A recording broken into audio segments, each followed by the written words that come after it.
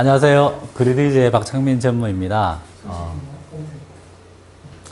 오늘 제가 소개해드릴 내용은 탄소 중립 달성을 위한 디지털 기술과 에너지 효율 혁신입니다. 그래서 지금 그린 뉴딜과 관련해서 탄소 중립이라는 말이 많이 되고 있는데 실제 이 부분에서 에너지와 달리 디지털 기술이 어떤 역할을 하느냐, 그리고 이 디지털 기술을 통해서 에너지 효율 혁신이 어떻게 일어나느냐, 이제 이런 부분을 이제 소개해 드리겠습니다. 지금 제가 소개해 드릴 제목은 크게 세 가지로 나누었습니다. 탄소 중립을 위해서는 우리나라의 실제 전력 공급을 어떻게 하고 있느냐라는 이 부분하고요. 그 다음 두 번째 장에서는 그리드를 디지털한 기술로 만드는 스마트 그리드. 그러니까 디지털 기술, 스마트 그리드에 대한 기술과 이 기술을 가지고 어떤 새로운 산업을 만들어지느냐. 왜냐하면 여러분들이 지금 배우는 학생들이기 때문에 이 기술이 나중에 어떤 산업이 되고 내가 그 산업에 가서 어떤 직업을 가질 수 있고 이런 게 아주 중요하잖아요. 그죠? 그래서 그런 부분을 제가 했고요. 그리고 막연히 1장과 2장에서 이런 기술이 있더라라고 하는 것보다 실제 하고 있는 상용 서비스, 이런 서비스에서 얼마나 에너지 효율이 나고 있고 이 에너지 효율을 통해서 실제 산업이 만들어지고 있고 그 다음에 일자리가 만들어져서 직원들이 점점점 늘어나고 이제 이런 부분의 사례로 보여드리겠습니다. 그리드 위주에 대한 사례입니다. 그러면 여러분들 보시면 지금 기후변화, 환경, 기후위기, 에너지 전환, 그린 뉴딜 이런 걸 많이 들어보셨죠. 많이 들어보셨기 때문에 지금은 저는 단어로 이제 했지만 실제 이전에 10년 전, 제 경험으로는 20년 전입니다. 20년 전부터 실제 가뭄이 일어나면 어떻게 될까? 홍수가 빙하가 녹으면, 그리고 실제 미세먼지, 작년은 코로나 때문에 미세먼지가 덜했지만 우리가 코로나 전에는 미세먼지로 고생을 많이 했죠. 하지만 전기라는 부분은 쓰는 부분보다 공급이 모자라면 또 정전이 일어나죠. 그러니까 이런 정전하는 것을 막기 위해서 공급과 수요를 맞추는데 얼마나 효율적일까라고 했을 때는 반드시 에너지에다가 추가로 컨트롤 부분이 들어가야 됩니다. 이 컨트롤 부분에 대한 부분은 디지털 기술이 들어가야 되죠. 그래서 제가 원래 전공하고 있는 부분이 디지털 쪽이에요. 조금 전에도 이제 앞에 있는 분이 말씀드렸는데 저는 이제 그 학부를 컴퓨터 사이언스를 했습니다. 그러니까 정보 처리 쪽을 주로 했고요. 대학원은 조금 전에 말씀드린 것처럼 제가 이제 머신러닝 뉴럴 네트워크를 했었고요. 그 다음에 저는 그 그리드 위즈에 오기 전에 대전에 있는 대덕 연구단지에 있는 한국전자통신연구원을 90년도에 들어갔어요. 그래서 90년에 들어가서 20년 동안 통신 기술을 했습니다. 통신 기술을. 유선통신, 무선통신, 이동통신. 그리고 에너지를 2009년도, 지금부터 11년, 12년 전부터 에너지를 했습니다. 그래서 정보, 컴퓨터 사이언스 기술, 그 다음에 커뮤니케이션 통신 기술, 이런 기술이 에너지에 어떻게 돼서 실제 에너지 효율이 어떻게 일어나느냐, 이 부분을 이제 하나씩 말씀드릴게요. 지금 작년부터 가장 핫 이슈가 됐던 게 그린 뉴딜이죠. 그린 뉴딜인데 이 그린 뉴딜에 대해서 저자가 제레미 리프킨입니다. 제레미 리프킨. 다 읽어보셨겠죠? 읽어보시기 바랍니다. 하는데 지금 우리나라에서는 그린 뉴딜이라고 하는데요. 이 지금 실제 이 그린이나 에너지 환경은 우리나라만 잘해서 안 되겠죠? 글로벌로 잘해야 되기 때문에 글로벌 그린 뉴딜입니다. 쭉 가야 되고 그럼 가서 뭘 해야 되냐라고 하면 목표가 청정에너지로 RE100 100% 가야 된다. 그 다음에 제대로 가기 위해서는 국가 차원의 에너지 그리드, 건축물, 교통 이런 인프라가 업그레이드 돼야 된다. 그 다음에 인프라가 업그레이드가 되면 각각 부분들이 에너지를 효율화시킬 수 있습니다. 라는 부분. 그 다음 네 번째가 중요해요. 왜 중요하냐면은 녹색 기술의 연구 개발에 투자한다. 무슨 말이겠어요? 기존에 있는 기술은 안 된다라는 거예요. 모자라는 거예요. 모자라는. 새로운 기술을 하기 위해서 새로운 기술을 연구 개발을 하라는 거예요. 그러니까 이전에 있는 기술만 가지고 볼륨 늘리는 거냐, 아니면 더 효율이 좋고 더 새로운 걸로 가느냐. 예를 들면 배터리가 1년 전에는 뭐 용량이 뭐 정말 이 건물만 한 게 하나가 있다라고 하면 가면 갈수록 용량은 작아지고 수명은 길어지고 그중에 대표적인 사례가 우리가 쓰고 있는 스마트폰입니다. 스마트폰 가지고 계시죠? 이 스마트폰의 실제 이 컴퓨터 능력이요. 이전에 그 로켓가 달나라로 가는 예전에 처음에 갔을 때 그 로켓의 기술에 보다 수백 배가 더 많이 들어가는 기술이에요. 이 스마트폰에. 그런 것처럼 우리가 환경이나 녹색과 관련돼서 막연히 그냥 뭐 물리적인 아니면 아날로그적인 이게 아니고 얘와 관련되어 있는 태양전지, 배터리, 전기자동차 뭐 이런 여러 가지 이런 게 다 디지털 기술로 가미가 되면 훨씬 더 효율이 높아지죠. 그래서 이런 부분이 같이 가야 된다. 그 다음 다섯 번째 보면 무슨 말이냐라고 하면 제가 이런 그 그린 뉴딜이나 에너지 전환 나왔을 때요. 여러분들 지금 학부 과정에 있는 여러분들은 정말 혜택받은 사람들입니다.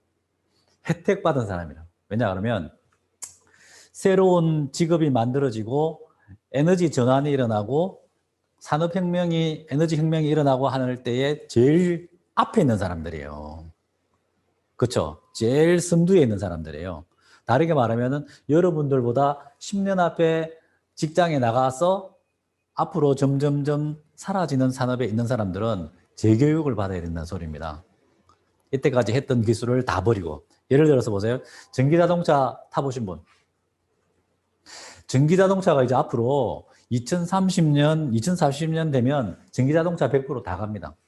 그러면 지금 디젤 자동차, 휘발유 만드는 자동차 산업은 어떻게 될 것 같아요?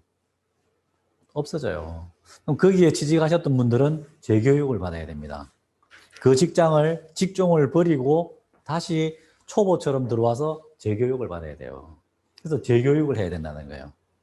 새로운 기술을 만들고 기존 기술에 있는 사람들이 재교육을 해야 된다. 하지만 여러분들은 새로운 산업을 사회에 나갈 때부터 맞추면 정말 가장 유리한 입지에 있는 사람들이죠. 그래서 그런 부분에 대해서 보면 에너지 혁명이라는 책이 2015년 나왔습니다. 2015년도에 이런 일반서적으로 나왔다라고 하면 실제 기술 개발이나 기술적인 부분은 얘보다 3년, 5년 전에 다 이루어졌어요. 다 이루어졌기 때문에 2015년도에 일반서적으로 나오는 겁니다. 그러면 2015년도에 태양광, 실제 연료비가 안 드는 재생에너지인 태양광, 풍력은 앞으로 갈 거다. 그 다음 이 전기를 이용하는 화석연료 자동차보다는 전기자동차로 갈 거다. 그 다음 차마다 전부 수동으로 사람들이 운전하는 운전은 자동으로 운전하는 자율자동차로 갈 거다. 이게 무슨 이야기입니까? 기본적으로 이전에 있는 산업은 없어진다. 그리고 이전에 운전하는 그 조차의 직업군도 없어진다. 그죠? 아주 무서운 이야기예요. 지금에 있는 산업이 없어지고 지금의 차마다 한 명씩 앉아있던 일자리가 다 없어지는 거예요. 고속도로에 다니는 모든 트럭이 다 운전수가 없이 일렬로 줄 서가지고 무인 자동차로 움직이는다라는 거예요.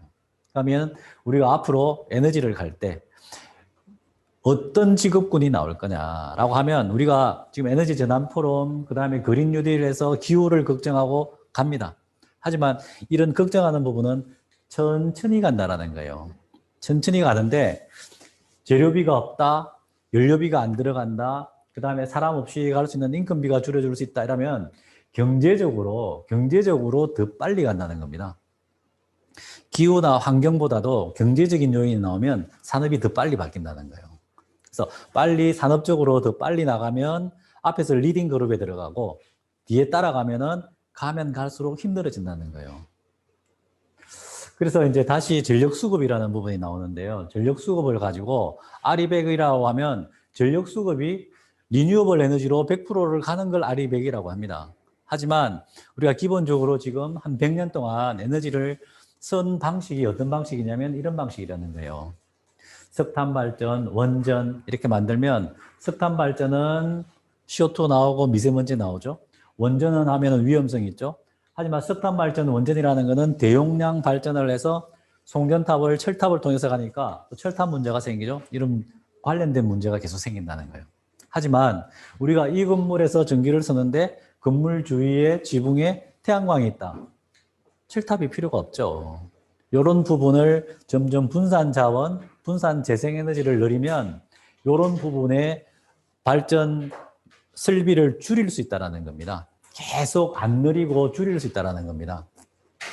근데 나중에 점점 가면은 100%까지 줄이게 된다고 하면 정말 그 부분은 미세한 기술들이 많이 필요로 합니다. 지금은 좀 어렵겠죠. 하지만 점점점 이런 부분을 줄여나가자. 차근차근이라는 부분이고요.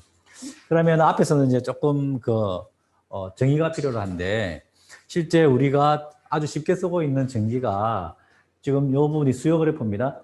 밤 12시부터 밤 12시까지 아침 6시, 12시, 12시간을 볼 때 보면 밤에서 새벽에 보면은 전기를 좀 적게 쓰다가 아침에 좀 많이 쓰고 점심때 좀 내려가고 오후에 많이 쓰는데요.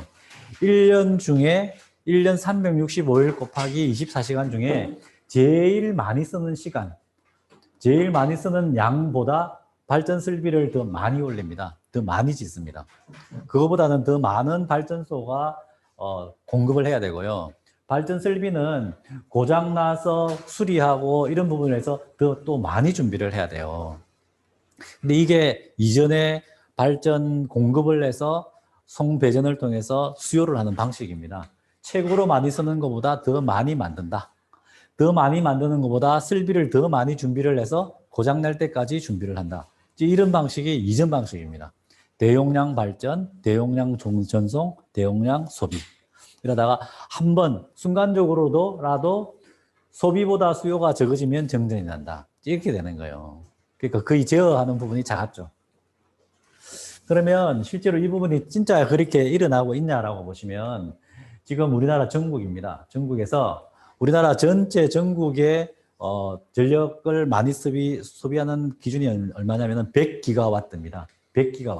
100기가와트고요. 미국은 한국의 10배인 1000기가와트입니다. 미국은 1000기가와트, 한국은 100기가와트. 그럼 100기가와트 중에 전기를 제일 많이 쓰는 계절이 지금과 같은 겨울, 그 다음에 가장 더운 여름, 이 두 때가 제일 많이 쓰는데 2020년 7월, 8월 보시면 7월 1일, 2일, 3일, 4일, 5일, 6일, 7일 그 다음에 7월 29, 30, 31일, 8월 이렇게 해서 제일 더울 때 14일을 보시면 코로나 때문에 산업이 이제 조금 전기를 적게 쓴 부분이 있지만 실제로 보시면 7월 29일 날 74기가 정도를 썼습니다. 그런데 실제 이때 발전소의 공급 능력은 얼마나 되냐고 하면 한 90기가가 넘게 돌아가고 있습니다. 그리고 고장 대체를 위해서 또 한 20기가가 남아 있습니다. 이런 식으로 설비가 이제 많이 뒤에서 대기하고 있다라는 부분이 있고요. 그 다음에 여기는 제주도입니다.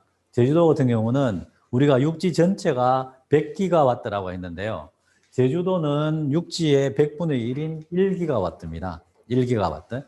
그러면 제주도도 마찬가지로 7월 1일부터 7일, 7월 29일부터 8월 4일까지 봤을 때 보면 8월 4일 날 제일 더울 때 제일 많이 1기가와트까지 썼습니다. 하지만 제일 많이 썼다라고 하지만 요때 8월 4일 날 아침 새벽에 한 4시쯤 되면 훨씬 여기 적게 썼죠. 이만큼 차이가 나죠.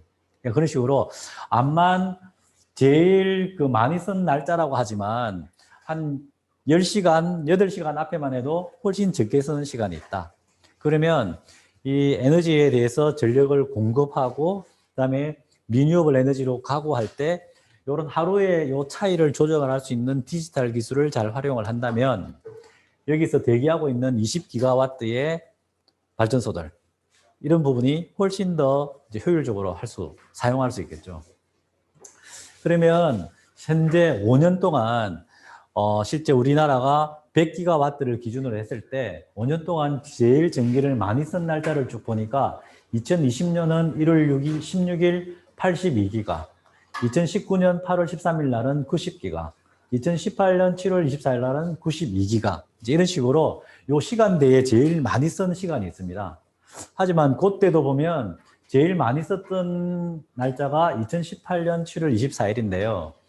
그때도 보면 공급은 99기가였습니다. 92에서 99기가면 7.7기가가 대기 중이니까 별 문제가 없죠. 하지만 요때 시간 나머지 다른 새벽 시간, 저녁 시간 때 보면 실제로 보면은 뭐 한 20기가, 30기가가 뒤에 그냥 대기 중이라는 겁니다. 그랬을 때 하루의 전기 사용량을 새벽 아침, 점심, 저녁을 봤을 때 하루만 해도 이렇게 많은 차이가 나는데 이 차이를 잘 조절을 하면 하루의 차이를 조절하면 365일을 하면 에너지가 얼마나 많이 절약이 되겠습니까? 그죠? 그래서 에너지 효율 혁신의 기술은 하루만 잘 관리를 해도 엄청난 에너지의 효율을 올릴 수 있다. 이런 부분하고 그다음에 실제로 에너지 전략을 위해서 우리가 전등을 끄자, 지금 추운데 난방을 26도 이상, 24도 이상 올리지 마라. 이거는 그냥 물리적인, 수동적인 방식이고요.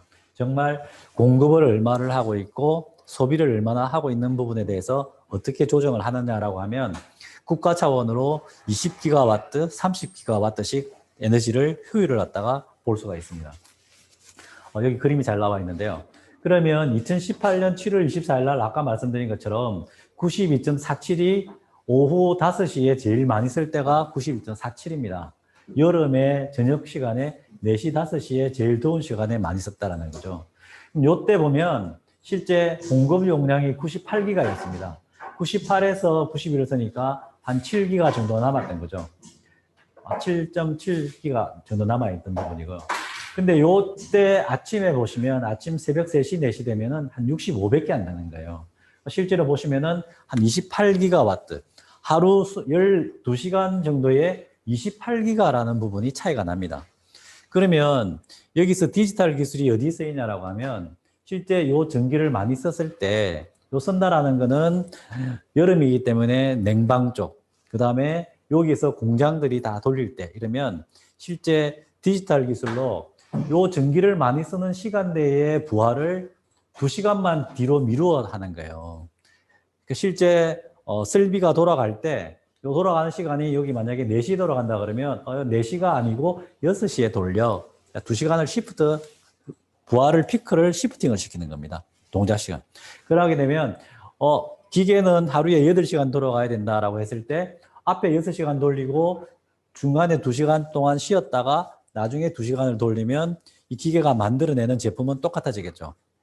하지만 요 중간에 있는 시간을 조금 스케줄링을 이렇게 옮기면 되겠죠. 그죠? 어떤 기준으로? 전기가 부하가 제일 많이 쓰는 기준으로. 이제 이런 식으로 스케줄링을 잘하게 돼서 전기를 많이 쓰는 부하를 조절을 하는 기술이 디맨드 리스판스라는 수요 반응이라고 합니다. 그럼 이런 스케줄을 따라서 부하를 줄이는 기술을 가지고 얼마를 줄일 수 있냐면 피크 용량의 20%를 줄일 수 있습니다. 20%. 우리나라 같으면 20기가까지 줄일 수 있습니다. 근데 현재에 있는 상황으로 봤을 때는 4.3기가 정도가 줄일 수 있는 걸로 지금 시장에서는 돌아갑니다. 그러면 이 부분이 줄일 수 있겠죠. 그 다음 또 하나가 보면 전기가 밤에 적게 쓰고 낮에 많이 쓰잖아요. 많이 쓰는데 낮에는 뭐가 있습니까? 낮에는 태양광이 있죠. 태양광을 쓰니까 태양광을 쓰는 걸 그대로 계속 내리게 되면 낮 시간 부하는 줄어듭니다.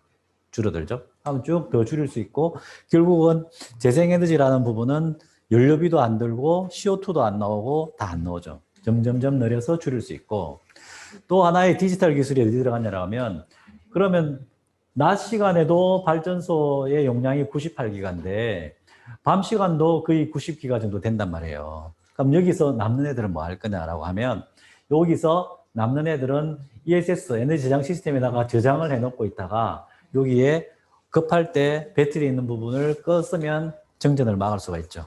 그러면 남을 때 저장해서 쓰고 모자랄 때는 조금 스케줄을 시프팅해서 피크를 시프팅하고 또 많이 쓸 때는 어차피 태양광 발전에서 많이 나오기 때문에 계로 줄이고 이러면 우리가 탄소 중립이라는 부분을 하루를 기본으로 했을 때 더 많이 가까워질 수가 있죠.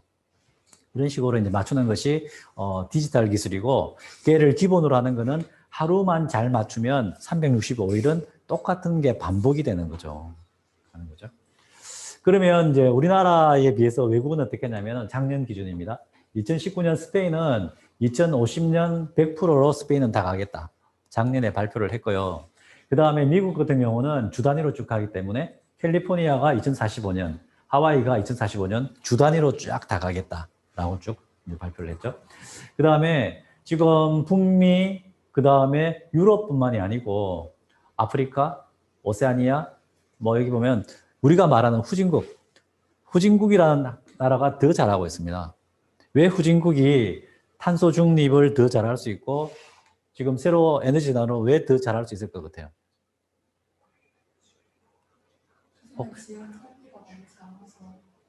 기존 설비가 없는 게 더 유리할 수가 있어요.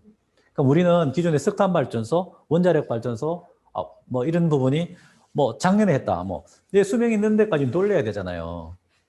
그렇잖아요. 그죠? 얘가 수명이 10년이면 10년 동안 돌려야 되는데 이 사람들은 그런 설비가 없기 때문에 새로 가는 게 더 유리한데 이 사람들은 새로 가는 게 더 유리한 걸로 해서 리뉴어블 에너지로 가면 리뉴어블 에너지는 연료비가 없단 말이에요. 연료비가 없기 때문에 지금은 설치할 때는 돈이 좀 든다 그러지만 갈수록 연료비가 없는 발전소를 돌리게 되고 우리는 작년에 좋은 거 만들어 놨어 하지만 얘는 계속 연료비를 써야 되고 계속에는 미세먼지나 CO2가 나와야 되고 이제 좋다라고 했던 게 이게 짐이 되는 거예요. 그러니까 기존에 있는 잘한 데는 보다 새로 하는 데가 더 잘할 수 있는 환경이 있기 때문에 우리가 산업혁명, 에너지혁명 이런 단어를 쓰는 거예요. 그 혁명이라는 단어가 얼마나 위험한 거죠. 이전에 거 다 버리고 새로 가는 게 혁명이에요. 그러니까 이전에 잘했기 때문에 앞으로도 잘한다. 이건 아니라는 거예요. 그래서 2019년도에 아리백 탄소 중립을 하겠다라는 회사가 200개였고요. 실제 지금 요 사이트에 들어가 보시면 2020년 지금은 얘가 280개 정도 되어 있습니다. 요 사이트에 들어가 보시면 아리백 하겠다라는 저기 기업이 거의 280, 거의 300개가 다 돼 가는데 여기 안에 대한민국 기업이 있어요, 없어요? 없습니다. 없었습니다. 그죠? 그런데 지금 실제 저는 이제 2009년도부터 스마트 그리드라는 부분으로 해서 에너지 쪽에 들어왔었는데 지금 11년이 지난 지금까지 왔을 때 지금 외국은 보면 뭐 아프리카나 저런 후진국조차도 이걸 한다라고 하는데 왜 2019년까지는 아리백의 대한민국 기업은 없고 우리나라도 제대로 실행 방법이 없냐라고 보면 그 부분에 대해서 이제 이때까지 제가 경험했던 부분하고 그럼 이걸 왜 하냐? 막연히 그냥 뭐 기후 변화를 대응하고 환경을 생각하고 이런 거로 끝날 거냐? 아니면 얘가 실제로 산업으로 바뀌어서 새로운 일자리가 만들어지고 수익이 나는 구조냐? 이 부분을 말씀드리겠습니다. 앞에서 제가 제레미 리프킨 글로벌 그린 뉴딜이 이제 영향을 끼쳤고 그 부분으로 한국형 그린 뉴딜, 한국형 디지털 뉴딜이 진행이 되고 있는데요. 실제 제레미 리프킨이 유명한 거는 2013년 6월에 나온 3차 산업혁명 여기서 나와 있던 거죠. 그래서 여기서 뭐라고 하냐라면 그린 뉴딜에 나와 있던 그 5가지 이전에 에너지 혁명이 일어나는 스마트 그리드는 재생 가능 에너지로 전환한다. 각 모든 대륙 간의 건물이 자체 태양광 발전이나 재생에너지를 통해서 미니 발전소 방식으로 바뀐다. 세 번째, 각각에 대해서 에너지라는 거는 만들어서 안 쓰면 다 버리게 되는 거예요. 그래서 에너지 저장 장치를 넣어서 남을 때 저장하고 모자랄 때 쓸 수 있는 부분을 연결을 시킨다. 그 다음에 전체적으로 남는 전기, 모자라는 전기를 연계하기 위해서는 스마트 그리드라는 에너지 공유 인프라로 전부 연결을 한다. 다음에 5번째, 전기 자동차를 만들어서 연결을 하는데 전기 자동차에 있는 전기조차도 사고 팔 수 있도록 하는 시장을 만들어 둔다. 이렇게 됐어요. 이게 지금 준비가 되어져야만이 경제적으로 쭉 돌아간다는 말입니다. 그래서 2009년도에 국내에서는 녹색 성장이라는 부분을 해서 에너지 전환, 그 다음에 기후 변화에 대응, 에너지 효율, 일자리 창출 이런 부분을 했었죠. 이걸 했을 때 왜 하느냐라고 하면 기존에 우리 에너지라고 하면 실제로 중전, 뭐 원자력, 구역전기, 화력, 송변전 이런 쪽에 있었는데요. 이 부분이 노란색으로 있는 이 새로운 산업을 다 만든다는 거예요. 다 연관이 있다는 겁니다. 그래서 10년 전에 이런 부분으로 해서 에너지 혁명, 그 다음에 에너지 전환 이런 부분으로 산업을 바꾸고 가자라고 해서 10년 전에 했었고요. 10년 전에 2009년 11월부터 2013년 5월까지 제주도에 170개 업체가 모여서 여기에 있는 클라우드 안에 있는 새로운 서비스들을 만들자라고 해서 10년 전부터 노력을 했습니다. 와서 기업체가 170개 업체가 와서 제주도에서 야, 예를 들어서 신재생 에너지 발전 판매 사업이라는 것이 앞으로 될 거야. 그 다음에 전력 저장 장치 사업이 될 거야. 배터리 임대 교체 사업이 될 거야 하는데 정말 여기 있는 모든 서비스가 지금 일자리가 만들어지고 실제 산업에 기여를 하고 있는 부분이 얼마나 될 거냐라는 부분이 있고요. 그 다음에 이게 끝나고 2016년도부터 제주도에서 했던 경험을 지금 서울, 대구, 그 다음에 시와 경기시와 경남, 창원, 제주, 부산, 그 다음에 광주, 광산도 이래서 전국적으로 또 새로운 또 서비스들을 또 했습니다. 또 2016, 17, 18년 동안 아무것도 안 한 것이 아니고 했다라는 말이죠. 그러면 우리가 10년 전에 우리가 뭐 기후변화 대응도 하고 에너지 효율도 생각을 했고 새로운 일자리도라고 했는데 이런 부분이 왜 지금 기후 위기까지 왔는데 왜 아리백의 대한민국 기업은 없을까라고 생각을 해봐야 될 거고요. 그런데 이제 다행스럽게도 2020년 11월 1일 SK그룹이 제일 먼저 한국에서 아리백 코리아 컴퍼니 하겠다라고 해서 딱 들어갔습니다. 그러니까 여기 홈페이지에 사스코리안 컴퍼니가 처음으로 조인했다. 그래서 처음 들어간 거죠. 그럼 우리는 10년 전부터 했는데 글로벌 기업이 300개가 할 동안 대한민국의 글로벌 기업이 몇 개인데 이제 선언을 했냐라는 부분이 조금 이제 생각을 해봐야 될 필요가 있죠. 그럼 어떻게 해야 되냐라고 했을 때 실제로 저희가 전기를 쓰는 부분을 보면 여기입니다. 발전을 하고 송변전 철탑을 지나가지고 전신주가 있는 배전을 통해서 우리가 전기를 씁니다. 이렇게 쓸 때 요 송배전 철탑과 전신주를 관리하는 곳이 어디냐면 한전이에요. 한전이 얘를 쭉 관리를 하는데요. 우리는 막연히 전기를 쓰면서 가정에 있는 많이 쓰면 누진제라는 그런 걱정을 하면서 여기 전력연계를 통해서 얼마 썼는지에 대해서 전기를 쓰고 또 전기료가 뭐 10,000원 내다가 뭐 12,000원 내면 2,000원 올랐다고 걱정하고 이렇게 쓰는 게 우리 전기라고 생각을 해요. 그 다음에 상업용 저런 빌딩에 있는 백화점 그리는 상가들 낮에 전기를 많이 써도 누진제 안 내는 이게 저기는 싸게 쓰는구나 라고 이렇게 알고 있고 그 다음에 공장에서 쓰는 공업용 전기 우리는 전기 서비스라고 하면 누진제가 있는 가정용이냐 아니면은 여름에 전기 많이 써도 문 열어놓고 장사하는 상업용이냐 공장용이냐 우리 전기 서비스를 이렇게밖에 모르는 거죠. 이렇게 뭐 하면서 메타기어에서 오는 데이터를 가지고 어떤 서비스를 만들래? 그 서비스를 가지고 탄소 중립을 갈 수 있을까? 저 서비스를 가지고 새로운 산업을 만들까? 이게 지금 생각하는 수준이라는 거죠. 하지만 실제 우리가 인공지능을 이야기를 하고 실제 5G, 6G 이런 이야기를 하려고 하면 아까 앞에서 말씀드렸던 요 메타기에서 들어가는 수요 측에 있는 데이터가 어떤 데이터가 있는지를 데이터를 많이 가지고 와야 됩니다. 실제 제가 2009년도부터 스마트그리드 제주 실정단지부터 할 때 보면 우리나라 메타기로서는 전기료를 계산하기 위해서 한 20개 정도? 데이터의 종류가 한 20개 정도 올라옵니다. 20개 정도 올라오는데 실제 에너지를 제대로 관리하기 위해서 미국의 그 시장에서 쓰는 표준이 NC라는 표준이 있습니다. NC 12-19라는 그 표준을 보면 이 수요 측에 있는 전기를 쓰는 디바이스에서 올라오는 데이터 종류가요. 테이블이 160개가 올라와요. 테이블이 160개라면 테이블당 데이터가 10개씩 하면 1600개의 데이터가 올라옵니다. 그 1600개의 데이터 종류가 올라와야만이 여러 가지 산업이 만들어지겠죠. 1600개의 데이터가 초 단위로 오는 애도 있고 분 단위로 오는 애가 있고 시간 단위로 올라올 수 있고 하루에 한 번씩 올라오는데 하지만 데이터 종류는 1600개의 종류가 온다는 거예요. 그 1600개에 대한 빅데이터가 많기 때문에 데이터가 많기 때문에 실제 AI 기술이 필요로 한 겁니다. 데이터가 많으니까. 근데 우리나라 환경에서 우리 에너지 산업 환경에서 10개의 데이터, 20개의 데이터가 와본들 무슨 AI가 할 일이 있습니까? 데이터가 없는데 종류가 없는데 그래서 이런 데이터가 전기를 쓰는 디바이스에서 올라오는 데이터 종류가 1600개. 그 다음에 여기 보시면은 배전단에 있는 전신주, 철탑, 발전소 여기서 오는 데이터는 또 더 많겠죠. 이런 데이터 종류가 많이 있어야만이 우리가 지금 필요하다라고 하는 이제 인공지능 이게 할 일이 있죠. 근데 데이터 없이 인공지능이 뭐 하겠다라고 하면은 뭐 그거는 말이 안 되죠. 그럼 이런 데이터가 가지고 오려고 하면 어떤 일이 필요하냐라면 이게 옛날 스타일의 전력망입니다.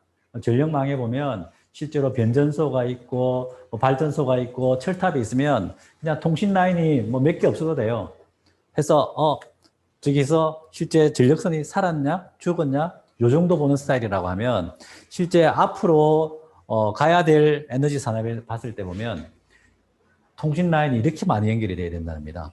왜? 앞에 있는 20개의 데이터가 아니고 1600개의 데이터를 가지고 오려고 하면 연결선이 많아야 되죠. 그래서 이런 연결선으로 해서 아주 멀리 있는 거는 모바일 통신, 이동 통신, 가까이 있는 거는 무선 통신, 그 다음에 양방향이 되려고 하면은 인터넷 업딩 해가지고 저기 사물 인터넷, 양방향 데이터를 가지고 올 수도 있고 제어할 수도 있고 이런 통신 기술을 연결을 해서 해야만이 데이터를 가지고 올 수 있죠. 그래서 많이 연결을 해서 데이터를 갖고 오고 데이터 종류가 많아야만이 인공지능이 예측을 할 수 있고 이제 연결이 돼야 되는 겁니다. 실제 데이터도 없이 인공지능만 했다라고 하면 할 일이 없겠죠. 그러면 이제 어떤 식으로 하냐라고 하면 이전 방식에서 설비는 이전 설비인데 데이터가 오냐? 안 오죠.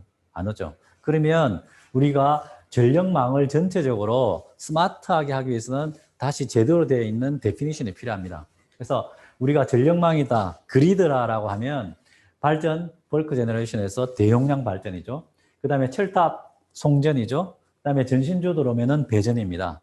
배전 쪽에서 우리가 건물이나 집으로 도로면 우리가 전기를 쓰죠. 그래서 이 노란색 라인이 단방향으로 전력이 쭉 가는 방식이 옛날 방식이에요. 근데 이 전기를 바로 쏘면 되는 게 아니고 여기 위에 있는 다 제어하는 부분이 있습니다. 여기 있는 마켓이라는 부분이 한국의 전력거래소입니다. 전력거래소가 발전소가 얼만큼 발전을 해야 되느냐 이 조정하는 부분이 전력거래소고요. 송전, 변전 여기서 전기를 전달하는 부분에 운용하는 데가 한전입니다. 한전이 이 부분을 맡고 있고요. 그 다음에 여기서는 우리가 소비자들이죠. 레지던셜 쪽이냐, 커머셜이냐, 인더스트리냐 이제 이런 부분이 생기는데 지금까지 없었던 새로운 부분이 이제 하나가 생깁니다. 전력에 있는 새로운 서비스 프로바이더들. 그래가지고 이 전체가 제대로 스마트화하기 위해서는 전력을 제대로 만드는 곳, 전달하는 곳, 사용하는 곳, 그 다음에 전체를 운영하는 시장, 운용자, 새로운 서비스 프로바이더들 이렇게 쭉 정의가 된 거죠. 이 작업을 2009년도부터 글로벌 쪽으로 책임자들을 불러서 이 부분을 만들었습니다. 미국의 오바마 정권 때 그 미국에 있는 NIST라는 리스트를 통해서 표준화, 그 다음에 각각 기술에 있는 대표들을 불러가지고 이 작업을 했을 거예요. 그 다음에 이 작업을 더 세부적으로 들어가게 되면 발전, 송전, 배전 겹치는 부분 컨슈머라고 했는데요. 사실 이 컨슈머가 각 소비자 단에 태양광이라든지 전기차라든지 배터리가 생김으로 해서 커스터머, 컨슈머 커스터머가 프로슈머가 되는 겁니다. 왜? 프로바이더, 제가 만들어내는 부분도 있으니까. 그래서 얘가 프로슈머라는 부분이 새로 생겼고 그 다음에 시장, 오퍼레이션, 서비스 프로바이더인데 각각에서 어떤 일을 해야 되느냐, 어떤 롤을 해야 되느냐, 액션 아이템을 다 찾아냅니다. 다 찾아내서 예를 들어서 발전 설비 중에 태양광이라면 태양광 패널이 있다.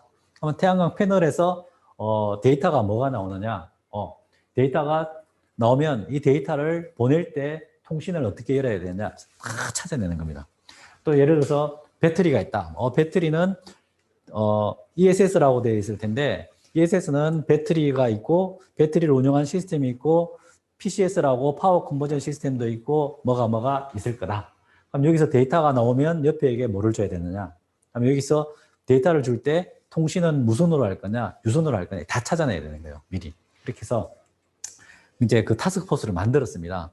아마 2010년도 정도 되는데요. IEEE P2030이라는 조직을 만들어서 파워, 전력하는 사람들을 다 모아서 조금 전에 말씀드렸던 태양광 패널은 뭐하냐, 배터리는 뭐하냐, 그 다음에 풍력 발전기는 뭐하냐, 각각을 해서 데이터 자기 역할을 운영하고 다 찾아냅니다.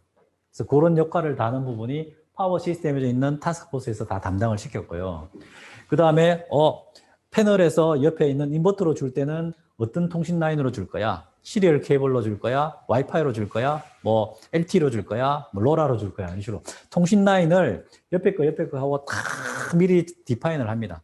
이 디파인이 뭐냐라면 리퀘어먼트 작업하고 설계 본분, 상위 설계, 상세 설계를 하면서 설계 작업. 우리가 건물을 지을 때 보면 설계 도면을 그리잖아요, 그죠? 그런 식으로 그려야 돼요.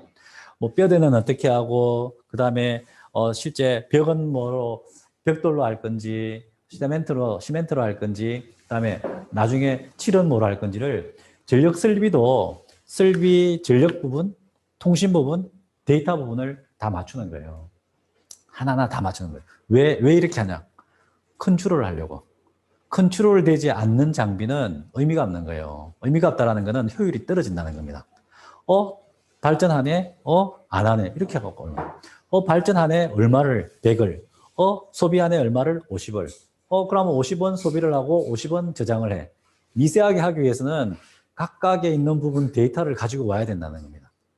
그 데이터를 가지고 와야만이 조정이 되는 거죠. 그러면 지금 제가 말씀드렸던 그런 부분이 어떻게 바뀌냐라고 하면 그 앞에 있는 설계 작업을 다 하고 리퀘어먼트를 다 내고 한 작업을 했기 때문에 2012년을 기준으로 이전 전력망 2012년부터 앞으로 2050년까지 향후로 갈 전력망이 바뀌어지는 거예요. 그러면 2012년 이전에 내가 2011년도에 발전소 설비했다 그러면 ES 설비겠죠. 옛날 설비겠죠. 옛날 설비는 어떤 방식이냐 그러면 그냥 석탄 발전, 그 다음에 수력 발전, 원전 발전을 많이 만들어. 그 다음에 철탑에서 보내고 전신줄에서 배전으로 해서 소비자가 쓴다. 이 방식은 이전 방식입니다. 옛날 100년 전에 만들어져 있던 옛날 방식. 그죠? 그런데 앞으로는 어떤 식으로 가냐라고 하면 점점 바뀌어질 텐데 기존에 가는 방향도 있는데요. 반대쪽으로 아까 제가 말씀드렸던 커스터머, 컨슈머, 소비자 쪽에서 분산 발전이 생긴다는 거예요. 태양광 이런 쪽에. 그래서 소비자가 만들어서 전송으로 보내는 양방향이 된다는 겁니다. 에너지가. 그러니까 여기에서는 우리가 송전 배전을 송배전 전송이라고 했는데 새로운 전력망에서는 전달 개념이 돼버려요. 양방향이 돼버린다는 겁니다. 왜 이렇게 하냐라고 하면 기존의 발전 부분은 대용량 발전소만 있었는데 이제 앞으로 점점 2012년부터 2015년을 목표로 매년 진화해 나가는데 기존에 있는 발전소 외에 이만큼의 새로운 산업이 발전 단계에서 만들어진다는 겁니다. 일자리가 만들어진다는 거예요. 이런 회사들이 생긴다는 겁니다. 그렇죠? 왜? 양방향으로 되니까. 그다음 두 번째, 송배전에서 제대로 보면 지금 뭐 주파수 관리하고 변전해서 뭐하고 하는 철탑과 전신주에서는 요 정도에 있는 산업과 요 정도의 기술자가 5개 정도밖에 없었는데 이게 우리가 소비하는 쪽에서 데이터가 만들어지는 전력이 만들어지는 프로슈머 시절이 되면 이 산업군이 이만큼 생긴다는 거예요. 새로운 일자리가 이만큼 생긴다는 겁니다. 근데 나는 이전이 좋아. 나는 옛날 산업으로 계속 갈래라고 하면 그냥 이 산업으로 계속 있는 거예요. 일자리가 점점 줄어드는 거예요. 사람 숫자가 줄어드는 거죠. 그 다음에 이제 소비자 단입니다. 소비자 단에 가정용이냐, 상업용이냐, 공업용이냐. 그냥 메타기 보고, 야, 너 누진제야. 아니면 너는 상업용이니까 좀 사게 해줄게. 너는 공장을 베이스로 하니까 더 많이 사게 해줄게. 이렇게 해가지고는 실제 금심원이 가져가는 그 일자리밖에 없다라는 거예요. 근데 이 금심원도 통신 연결하고 데이터 가져가면 좀 금심원이 없어지는 겁니다. 그럼 이렇게 갈 거냐? 아니면 새로운 일자리에 새로운 산업으로 갈 거냐? 벌써 10년 전에 갔다라는 거예요. 그러면 지금까지 우리가 맨날 갔다라고 했는데 진짜 가냐? 외국만 갔냐? 아리백이라고 나오는 부분은 이 부분이 잘 갔기 때문에 아리백으로 선언을 할 수 있는 거예요. 내가 이렇게 해서 얼마를 줄이고 이렇게 해서 여기서 가지고 오는 요 전기가 작년에는 100을 쓰다가 5년 있다가는 70, 10년 있다가는 뭐 50, 70, 50, 30, 20 하다가 나중에 되면 나 이제 저 한전에서 오는 발전소에서 오는 저 전기 없어도 돼. 그렇게 가는 거예요.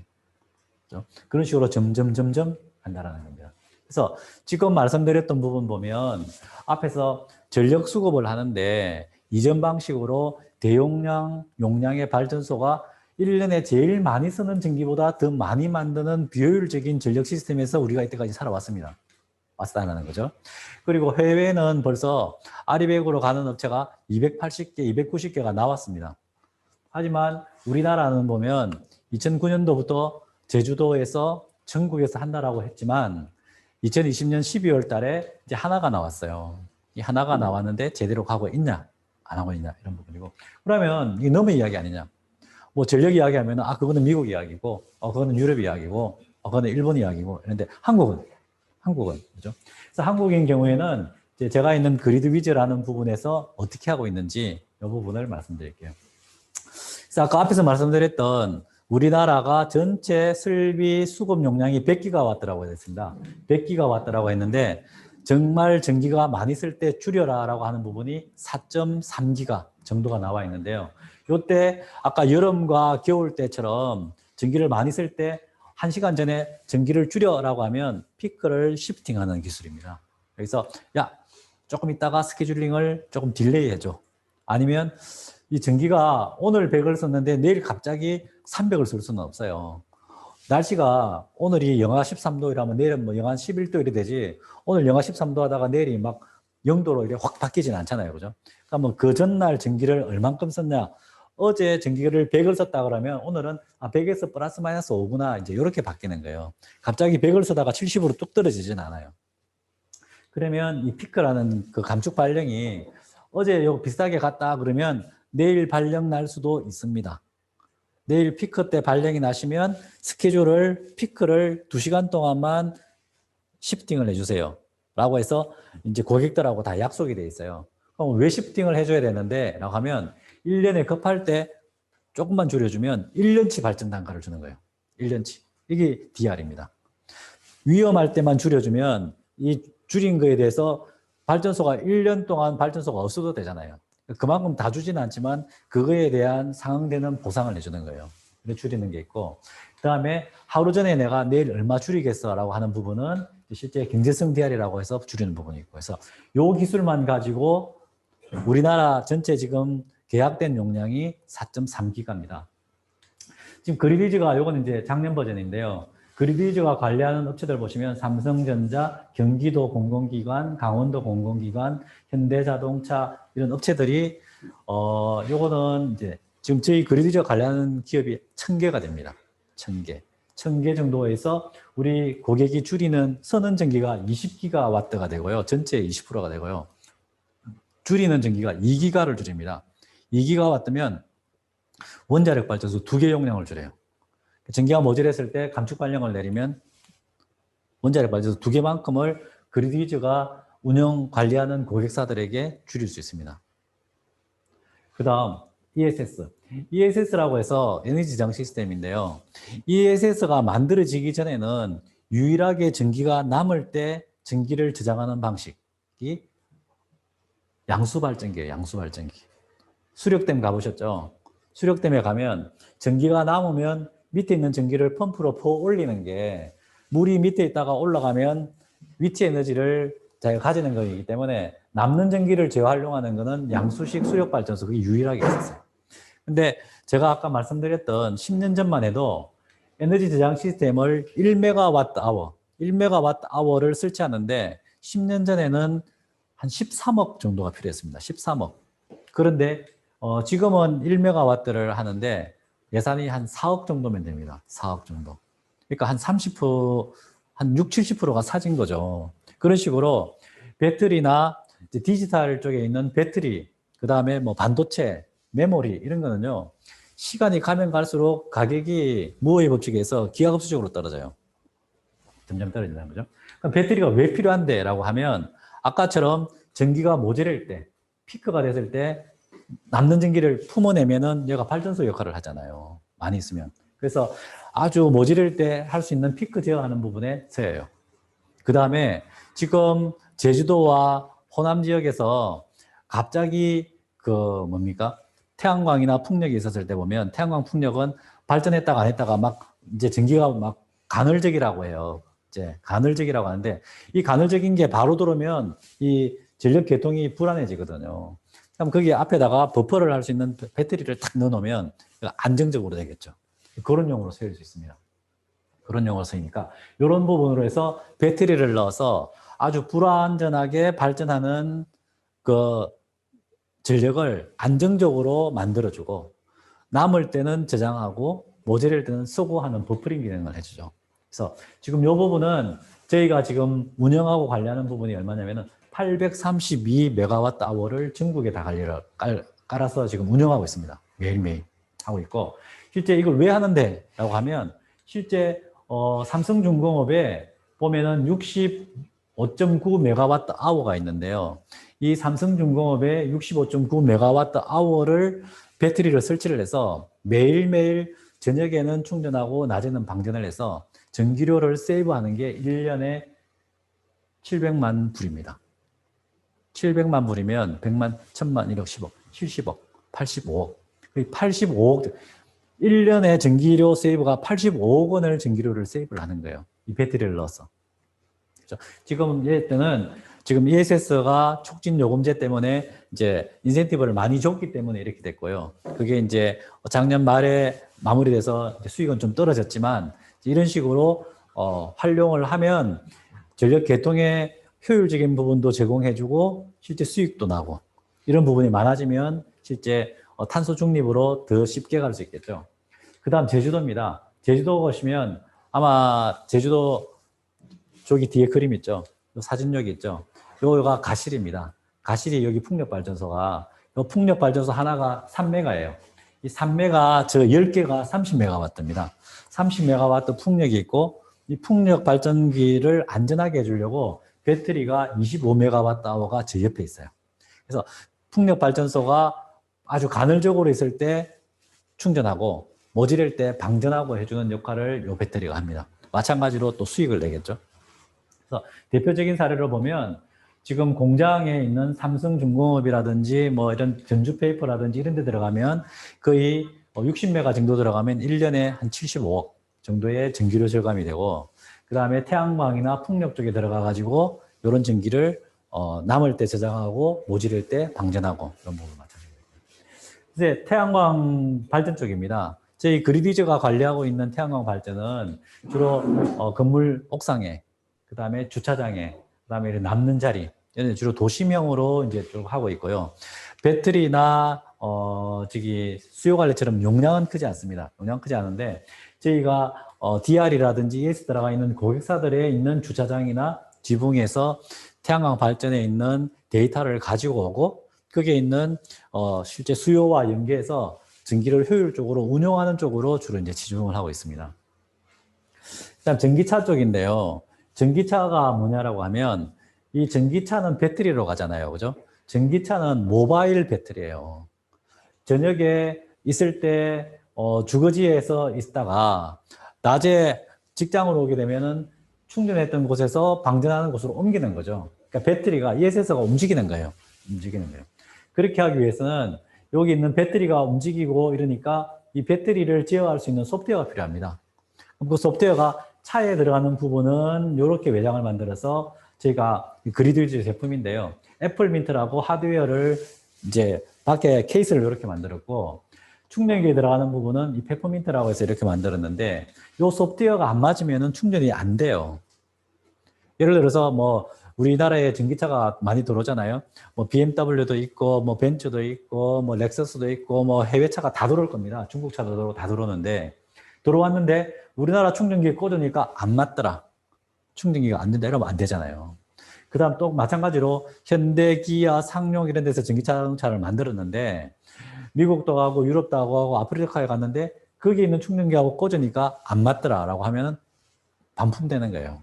그래서 이걸 맞춰주는 컨트롤하는 파트가 이 다 소프트웨어입니다. 이 소프트웨어를 만들어서 파는데요. 지금 국내에 급속 충전기에는 저 소프트웨어가 들어가고 있고 국내에 완속 충전기에는 아직까지는 안 들어가 있습니다. 가격을 사게 하기 위해서 있는데 그다음에 국내에 있는 급속 충전기의 90% 이상이 저희 소프트웨어가 다 들어가 있고요. 그다음에 글로벌 전체 월드와이드 글로벌의 30%가 저희 소프트웨어가 다 들어가 있습니다. 지금 17개 나라, 지금 점점 많아진데 17개 나라에 60개 이상의 고객사들에게 이 소프트웨어가 들어가서 맞추어주고 있어요. 어떻게 들어가냐면은 버스나 차에는 얘가 들어가고요. 충전기에는 얘가 들어갑니다. 얘가 쭉 들어가 있고요. 그리고 이제 또 하나 저런 어떤 소프트웨어를 좀 더 넘어가서 그 다음에 충전기를 넣어서 충전 서비스를 이제 작년 2020년 12월 1일 날 했는데 전기자동차 충전이라고 하면 차에다가 배터리가 있으니까 꽂아서 그냥 충전만 하는가를 넘어서서 충전기에다가 실제 우리나라에 있는 개통에 있는 부분에 있는서 요 수요를 반응을 해서 전기를 많이 쓸 때는 충전을 안 하고 전기가 남을 때는 충전하고 하는 부분 서비스를 연결을 합니다. 그래서 그 부분을 어떻게 하느냐 하는 부분을 새로 서비스를 런칭을 했어요. 했는데 어떤 식이냐면 요 충전기를 저희 회사에서 이를 다 제어를 합니다. 어떤 기준으로 전기가 남느냐 모자라느냐에 따라서. 그럼 고객은 자기 차를 이렇게 꽂아 놓으면 스마트폰에 스카이블루라는 앱을 딱 가지고 내가 어디에 가면은 충전을 할 수 있냐 없냐, 또 어디 가면은 몇 분만 기다리면 충전할 수 있냐 없냐, 아니면은 몇 분 있으면 충전이 끝나냐, 그다음에 내가 여기에 충전을 할 때 피크를 시프팅하라고 해서 기다려주면은 얼마를 벌 수 있냐, 이걸 다 제어를 합니다. 근데 왜 하냐라고 하면 현재 기준으로 차가 한 대 1년 동안 충전하는 비용이 28만 4천 원 정도 나오는 충전 거리를 운행한다라고 하면 이 기준으로 2020년에 가면 1년에 50만 7천 원이 됩니다. 현재 기존에 있는 충전기로 하면. 근데 지금 저희가 2020년 12월 1일 했던 요 개통의 상황에 따라서 충방전을 하도록 하는 요 기술을 이용하면 1년에 29만 4천 원이 세이브가 된다는 거예요. 어떤 기준으로? 우리나라 전체 에너지가 남을 때 충전하면은 인센티브, 모자랄 때 충전을 딜레이하면 인센티브. 단지 충전 시간을 컨트롤함에 따라 가지고 똑같이 충전은 하지만 충전하는 시간만 조절을 해서 개인에게는 이만큼의 이익을, 국가로 봤을 때는 에너지 효율을 그만큼 이렇게 주는 거예요. 국가로 봤을 때는 어떻게 하면, 국가로 봤을 때는 전기자동차가 2025년까지 113만 대? 113만 대가 이렇게 하면 113만 대가 늘어나면 113만 대를 위해서 충전기가 13만 대로 늘어나고, 그만큼 늘어나면 발전소를 더 지어야 되고, 그러면은 발전소를 더 지으면은 충전 안 할 때는 발전소가 대기하고 있고 계속 비효율적으로 가는 거예요. 컨트롤 하지 않으면 비효율이 계속 가고, 컨트롤 하게 되면은 더 효율적으로 가고, 여기서 디지털 기술이 에너지를 제어를 하는 거예요. 어떤 기준으로? 현재의 공급 용량에 현재의 소비 용량, 얘를 맞추는 거예요.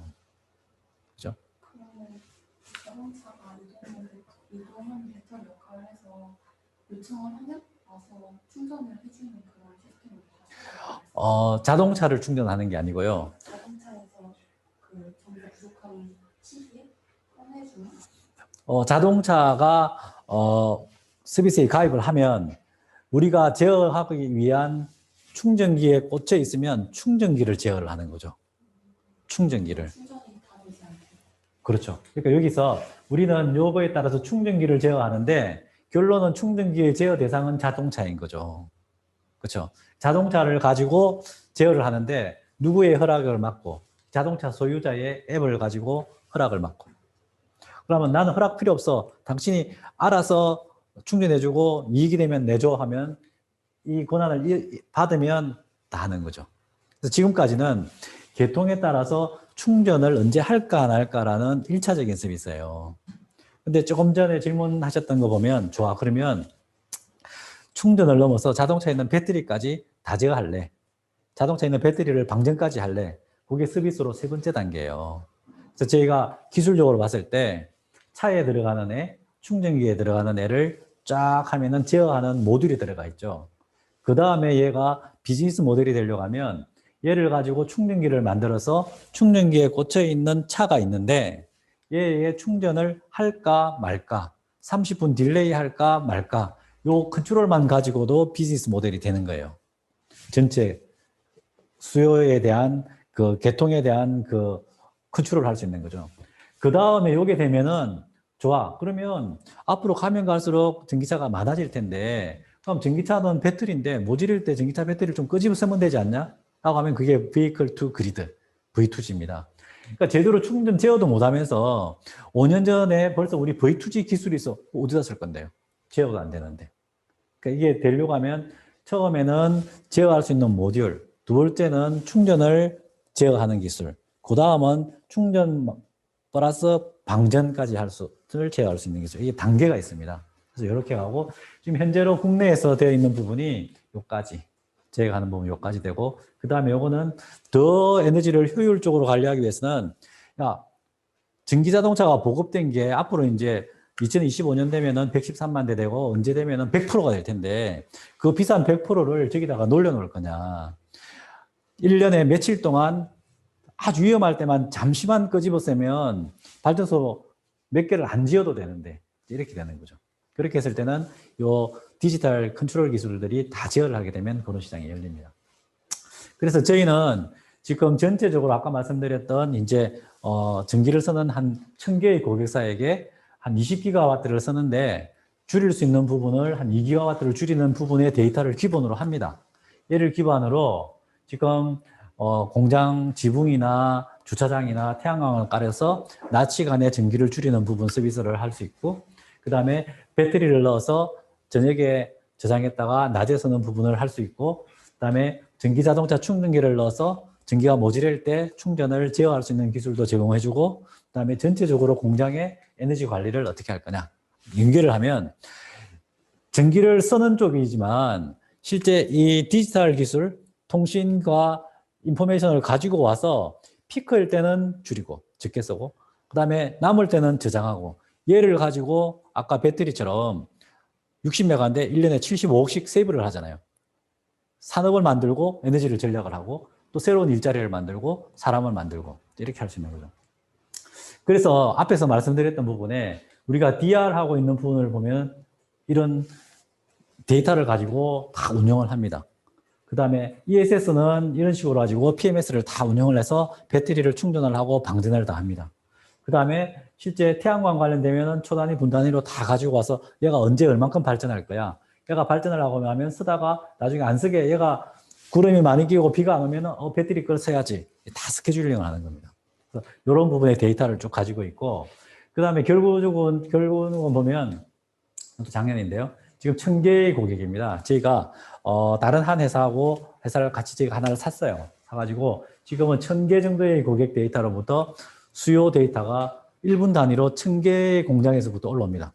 수저에서 오죠. 데이터를 가지고 처리를 다 하죠. 그 다음에 배터리가 있는 이 832메가가 쭉 있는 여기서 보면 데이터가 2000개씩 올라옵니다.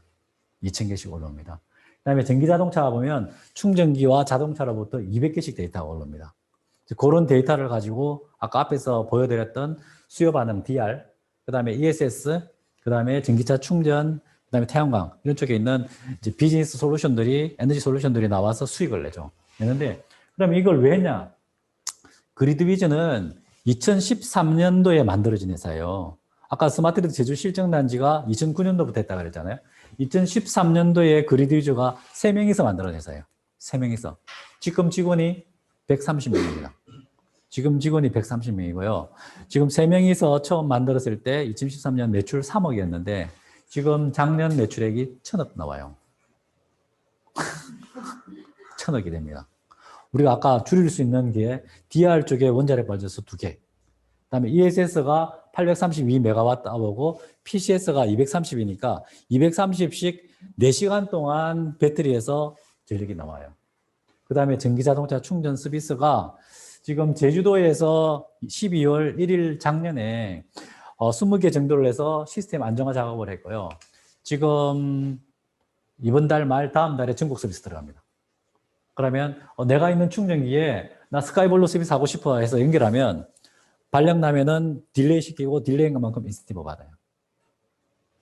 그래서 지금 제가 했던 부분은 이 부분인데 오늘 준비했던 부분인데요. 이게 사실은 안으로 들어가면 들어갈수록 엄청 복잡하고 할 게 많아요. 왜냐 그러면 제가 말씀드린 것처럼 저는 40년 전에 컴퓨터 사이언스를 했어요.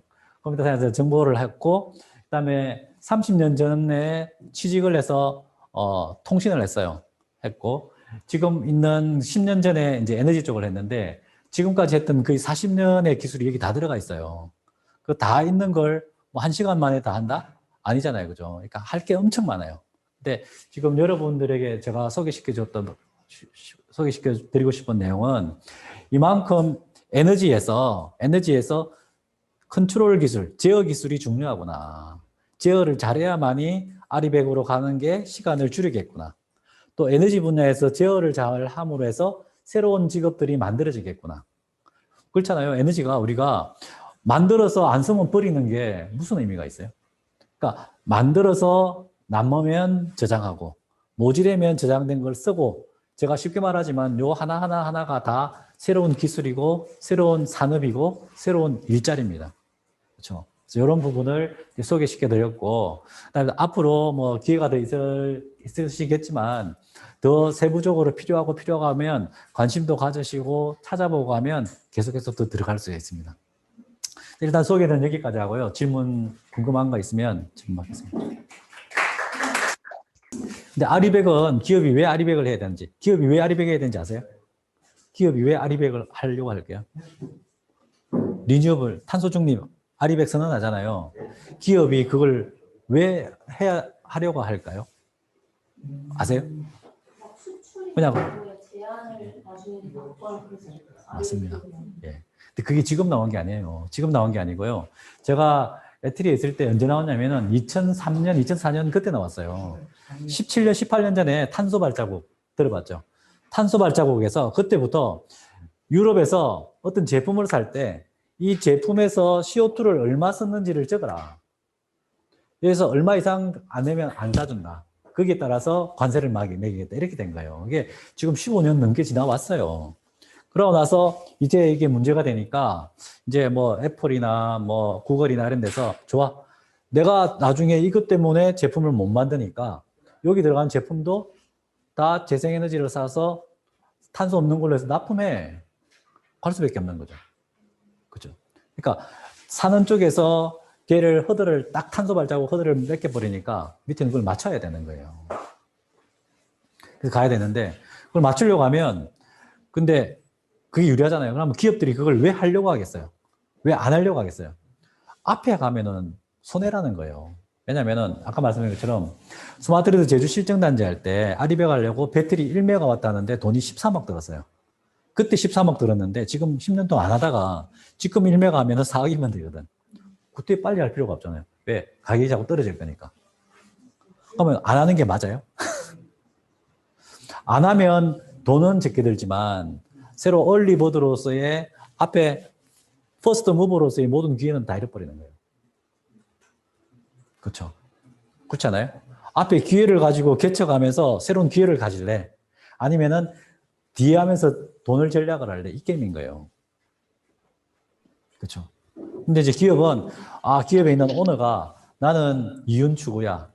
나는 돈을 적게 쓰고 많이 남겨야 돼. 라고 하면 자꾸 안 하려고 하겠죠. 하지만 혁신적인 리더가 뭐 테슬라에 뭐 이런 사람은 하겠다. 새로운 거 만들자. 그러면 앞에서 다 먹어버리잖아요. 그러니까 앞에 가는 사람은 기회가 있는 거예요. 또.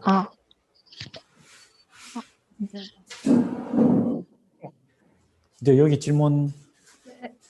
질문. 정수진님 마이크를 켜시고 질문해 주시면 되겠습니다. 질문하세요. 네, 혹시 들리십니까? 네. 아까 강의를 들으면서 앞으로 분산 전원이 확대되고 에너지를 효율적으로 소비하게 된다면 이전에 비해 수요가 줄어들고 지금과 같은 대규모 발전소가 많이 필요 없어질 거다라는 생각이 들었어요. 네. 지금 2030년도에 재생에너지 발전량을 목표를 이루기 위해서 에너지 공기업들이 농어촌 지역에 대규모 발전소를 설립하고 있는데 혹시 네. 이 방향보다는 도심지의 에너지 효율을 좀 확대할 수 있는 기술을 기계들을 많이 확산하고 태양광 발전을 늘리는 방식으로 2030년에 그 신재생 에너지 목표를 이룰 수는 없는지, 현재 기술적으로 그것이 가능한지 궁금해서 질문 드립니다. 네. 새로 산업이 생기고, 그 다음에 새로 전기자동차가 생겨고, 그 다음에 디지털 기술이 나와서 뭐 수요를 줄이고 이런 문제는 아니에요. 그 문제는 아니고, 지금 제가 이 페이지를 왜 만들어 놨냐라고 하면, 전기를 최근 5년 동안 제일 많이 쓴 날짜가 2018년 7월 24일이잖아요. 7월 24일인데, 이 하루만 봤을 때도 보면 전기를 제일 많이 썼던 시간대가 여기 있는 17시, 오후 5시예요. 그러니까 전기를 제일 많이 쓰는 2018년 7월 24일 여름 시간에 있는 5시에 있는 피크를 수요를 옆으로 나누자라는 겁니다. 5시에 나와 있는 이 소비 구조를 오후 8시 이후로 밀어버리면 실제 기존에 있는 발전소가 적게 만들어도 되는 거예요. 그러니까 소비자라는 게 아니고 전체 소비를 평등화를 시키자라는 겁니다. 평등화를 시키게 되면 전체적으로 봤을 때 국가 단위로 봤을 때는 에너지 효율이 되고요. 그 다음에 산업체로 봤을 때는 아리백을 하기가 더 쉬워지죠. 그래서 무조건 소비를 줄이자가 아니고 피크가 나오는 부분을 소비를 균일화를 나누는 부분이 필요하다라는 게 첫 번째 궁금했던 부분에 대한 대답이고요.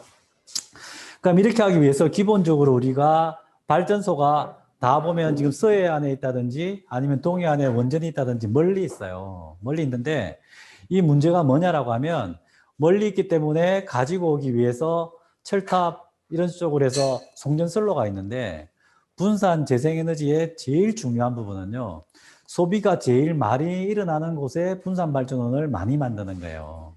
그러니까 예를 들어서 산업공단, 뭐 창원공단, 그다음에 시와 안산에 있는 바늘 산단, 뭐 어디 산단 주위에 대규모 발전소가 있으면 제일 좋죠.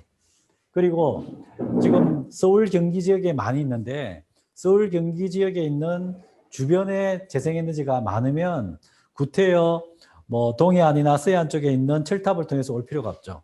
그래서 결국은 이 말도 무슨 말이냐면 365일에서 하루에서 제일 많이 쓸 때와 제일 적게 쓸 때의 수요에 있는 부분을 잘 효율화하는 부분, 그리고 전기를 많이 쓰는 장소에 근처에서 발전을 할 수 있는 부분을 두는 방법, 이걸 잘 효율적으로 배치를 해서 맞추면 전체적으로 발전 설비가라는 게 이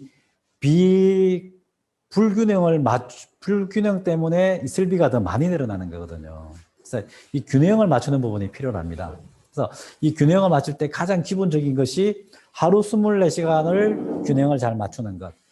두 번째가 전기를 사용하는 곳 주변에 만드는 장치를 두는 것.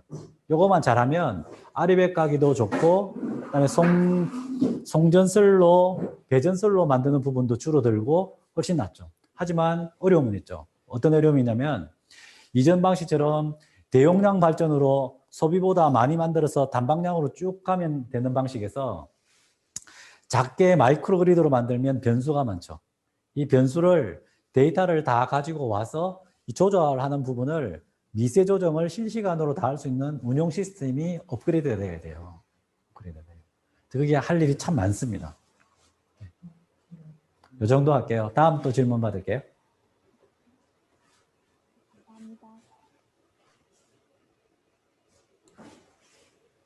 소리 들리시나요? 네. 네. 우리나라 기업의 아리백 참여율을 높이기 위해서는 아까 말씀하셨던 것처럼 그 기업이 쉽게 사용할 수 있는 형태로 재생에너지 기반의 전력망의 구축이 필수적일 텐데 현재는 아직 이게 좀 미비한 상황에서 지금 임시적인 방편으로 기업의 아리백 참여도를 높일 수 있는 방안은 무엇이라고 생각하시는지 궁금합니다. 저는 이제 기술자거든요. 저는 이제, 컴퓨터 사이언스 했고 통신했던 기술자인데, 저는 이렇게 생각을 해요. 어떻게 생각하냐면은,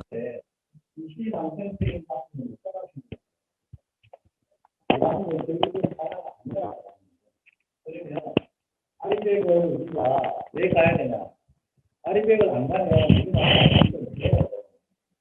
대한민국이 다 제조업을 만들어서 수출로 수출할 텐데 아리백이 안 되는 제품을 만들어서 해외에 수출하는 일이 점점 어려워요. 그러면 자기 회사가 살아남기 위해서 자기가 만든 제품, 자기가 만든 재료가 해외에 수출하기 위해서 가격을 맞춰야만이 수출이 될 텐데 이게 제대로 돼 있는 글로벌에서 요구하는 조건을 안 맞추고 우리 내부에서 그냥 약간 변수로 해서 뭐 대체 방안으로 이걸 맞추어 본들 그 제품이 해외에 수출이 되겠습니까? 안 되죠. 하지만 지금은 우리가 예를 들어서 뭐 한국 정도의 규모가 뭐 후진국이다, 뭐 개발도상국이다, 뭐 우리끼리 그냥 살기도 힘들다라고 하면 우리끼리 해도 돼요. 근데 이제 뭐 경제 규모가 글로벌 탑 10인데 우리가 글로벌 안 따르고 우리 방식에 뭐 새로운 방식 한다? 그건 시간만 낭비하는 거예요. 시간만 낭비하는 거예요. 쭉 낭비하고 나서 나중에 또 제대로 가야 되겠네. 이러니까 그 부분을 어떻게 해야 되냐라고 하면 실제 우리나라에 있는 전력시장 제도를 제대로 만들어야 돼요. FM대로 만들어야 돼요.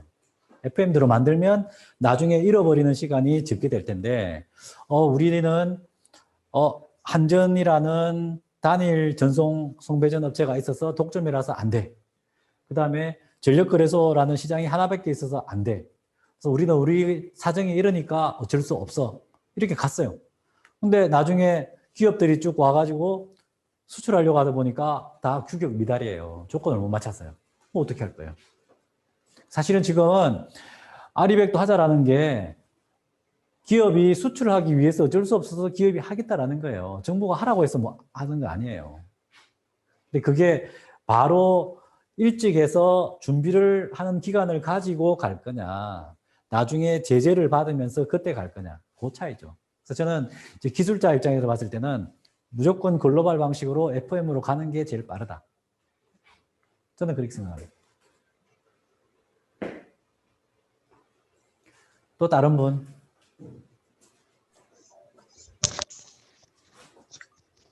안녕하세요. 강연 네. 정말 재밌게 들었습니다. 오늘 말씀해주신 여러 스마트 기술을 통해서 많은 에너지랑 돈을 아낄 수 있다는 게 전 좀 굉장하게 느껴졌는데요. 이런 장점들을 가진 기술이 좀 더 빠르게, 더 널리 펼쳐지기 위해서 무엇이 필요할지 궁금합니다. 물론 말씀해주신 것처럼 시간이 지남에 따라 더 가격이 저렴해지고 그래서 기술 적용이 자연스럽게 쉬워질 수도 있겠지만 그럼에도 불구하고 기후위기가 상당히 시급한 현재의 문제인 이상 당장 지금까지 연구된 기술을 좀 더 보편적인 현실에 적용하는 것도 무척 필요할 것 같아서 여쭙습니다. 이 기술이요. 제가 설명드렸던 기술 중에 정말 첨단 기술이고 어려운 기술은 없어요. 어려운 기술은 없는데 우리 산업 구조, 그 다음에 정부에 있는 부서, 그리고 여러분들이 다니는 학교에 있는 과, 이런 다 사일로 기술이에요. 단일 기술이에요. 그러니까 정직과, 그다음 통신과, 정보과, 또 뭐 인공지능과 다 달라요. 근데 지금 제가 말씀드렸던 거는 에너지와 통신과 정보, 컴퓨터 사이언스와 이렇게 융합이 되는 거예요. 그래서 지금 우리가 기존에 했던 과별로 완전 버티컬한 이 조직으로는 갈 수 없는 길이에요. 그러니까 이 기술이 호라이즌털로 이렇게 융합이 돼야 됩니다. 같이. 그래서 융합이 같이 가야 되는 부분인데 우리는 이 피지컬적으로 생각을 하면 우리 아파트를 세우면 아파트 담이 있고 학교가 지으면 학교 담이 있고 뭐 어디 기관에 가면은 문패가 있어서 이거는 A 기관, 이거는 A과, 이건 B과 이렇게 해가지고는 갈 수 없는 길이에요. 제가 앞에서 그 스마트 그리드라는 도메인을 보여드렸고 그 다음에 거기서 파워 부분, 커뮤니케이션 부분, 인포메이션이라는데 일을 시작하기 전에 벌써 이 모든 사람들이 모여서 자기 도메인에 있는 기술을 다 내놔야 돼요. 다 내놓고 같이 합쳐서 하나로 만들어야 돼요. 그런데 왜 우리가 10년 전에 제주 실정단지에서 안 되냐라고 하면 하드웨어 만드는 사람들이 하드웨어를 만들어 놓고 조금 있다가 통신하는 사람이 가서 통신 연결을 하고 나중에 컴퓨터 하는 사람들이 가서 데이터가 왜 안 와? 이렇게 하면 안 된다라는 거예요. 하기 전에 하드웨어 하는 사람이 가서 야 이거 설치하고 나면은 제어 기능이 뭐가 필요해. 이 제어를 할 때는 요런 데이터가 디지털 데이터가 나와. 그러면은 통신하는 사람이 가서 요런 디지털 데이터는 요런 통신 라인으로 이렇게 가지고 와. 그다음에 데이터하는 사람은 요런 데이터는 요 포맷으로 줘. 라는 부분이 리콰이어먼트로 나와야 된다는 거예요. 리콰이어먼트로 나오고 요 리콰이어먼트가 규격서가 되고 이 규격서를 가지고 현장에 가서 작업을 해야 돼요. 근데 우리는 반대로 한다는 거죠. 만들어서 설치를 해놓고 연결해. 연결해서 데이터를 가져가 하면 데이터가 필요한 데이터가 100개가 필요하다면 데이터가 10개도 안 와요. 그걸 지금 계속 그 작업을 10년 동안 반복을 하고 있는 거예요. 그러면 지금 아마 대부분의 대학들이 과보다는 전체적으로 뭐라 그럽니까? 자율 통합해서 뽑죠. 이제 과로 안 하고 전체로 뽑는 걸 뭐라 그러죠? 계열별로. 우리 옛날에 계열이라고. 학부제. 뭐 이렇게 다 전공 없이 다 이렇게 같이 뽑잖아요. 그런 식으로 각각의 전공이 서로 융합되는. 그 다음에 가서 실제로 현장에서 하기보다는 미리 요구사항과 미리 설계를 내고 사전에 있는 충분히 작업을 다 하고 들어가는 방식을 바꿔야 돼요. 이제는 한 부분이 잘해서 갈 수 있는 산업은 없어졌습니다. 거의 없습니다. 있죠. 한 부분을 잘해서 할 수 있는 부분은 이제 자꾸 후진국으로 밀려나요. 단가가 떨어집니다.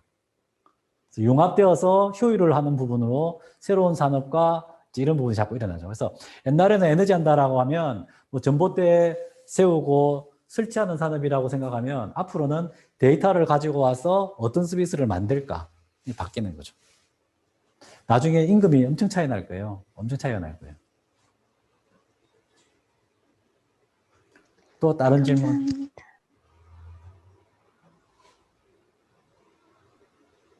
네, 안녕하세요. 네. 저는 스마트 전기차 충전 서비스 비즈니스 모델이 되게 흥미롭더라고요. 네, 그래서- 제일 어려운 일이에요. 그래서 현재 DR이 논의되고 있는 시점에서 앞으로의 방향성에 대해서 많이 생각을 하실 것 같은데, 혹시 이 비즈니스 모델에서 현재 갖고 있는 약점과 위협, 그리고 향후에 가질 수 있는 약점과 위협이 있을지에 대해서 여쭤보고 싶어서 질문 드렸습니다. 지금에 대해서 약점과 위협을 보면요. 저 충전기를 해서 뭐 할 거냐.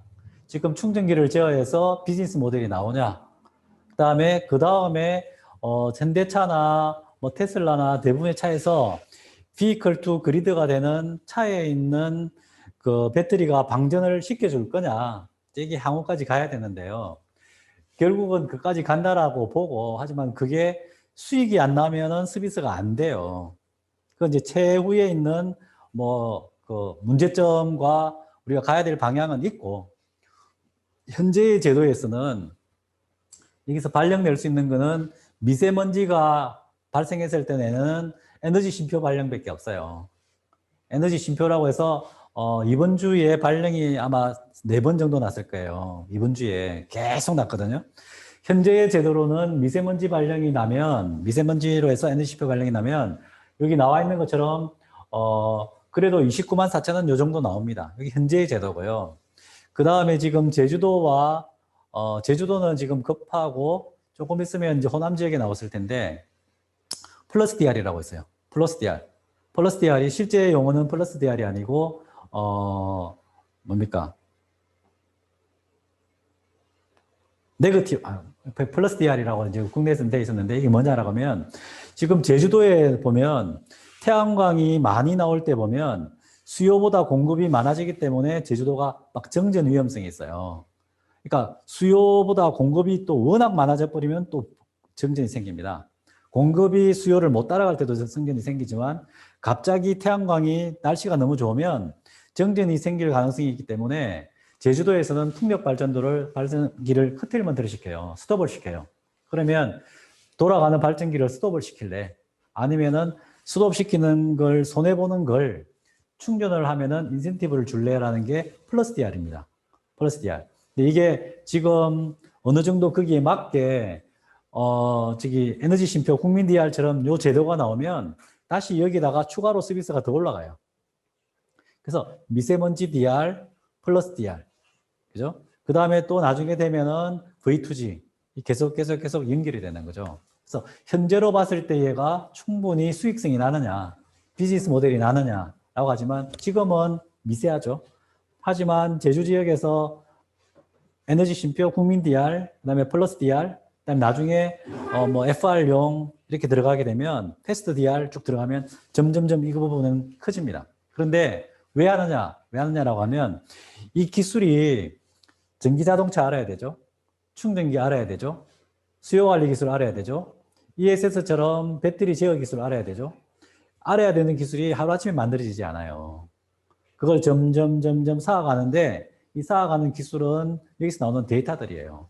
데이터들을 가지고 처음에 비즈니스 모델 1, 그 다음에 비즈니스 모델 2를 계속 스태킹을 시키는 겁니다. 스태킹.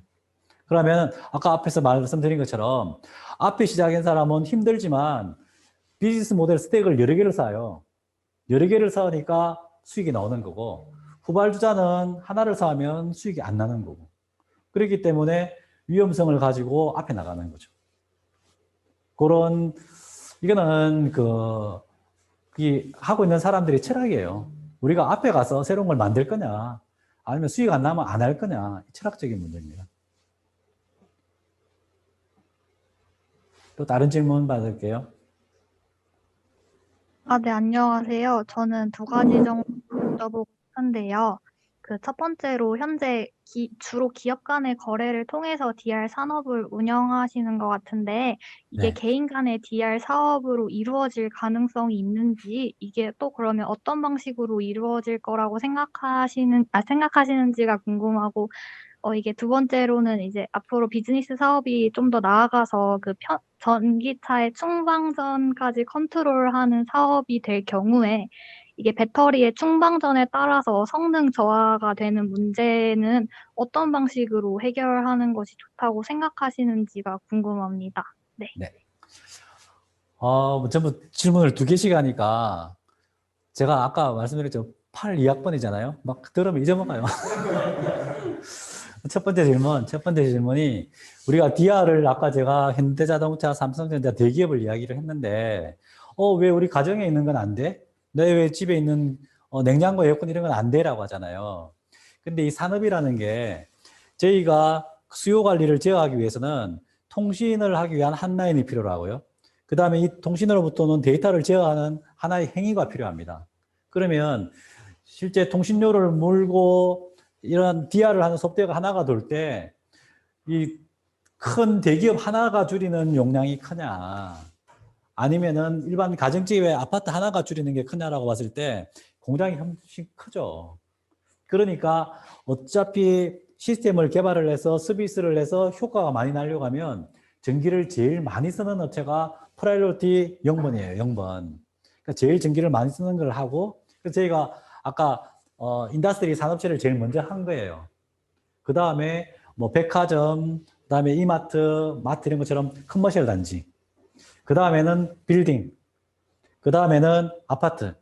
그 다음에는 일반 거주지. 이렇게 전기를 많이 쓰는 것처럼 순서적으로 가야 통신 한 라인, 소프트웨어 하나 하면은 효과가 좋은 애부터 하겠죠. 그래서 개인 간에 그 다음에 냉장고 하나, 그 다음에 에어컨 하나 하는 기술은 다 있어요. 있지만 해봐야 힘들게만 했지 나중에 지속 가능하지 않다는 거예요. 지속 가능하게 되려면 이 자체적으로 개발비나 운용비가 들어가는 것보다 많이 나와야 조금 들어가는 거죠. 그래서 예를 들어서 테슬라가 모델 S를 만들었잖아요. 모델 S가 고급인데 그 모델 S가 처음 만들 때 한 1억 2천 정도 엄청 비싸게 샀어요. 왜 비싸게 했냐면은 비싸게 사서 남은 돈으로 그 밑에 등급을 만드는 거예요.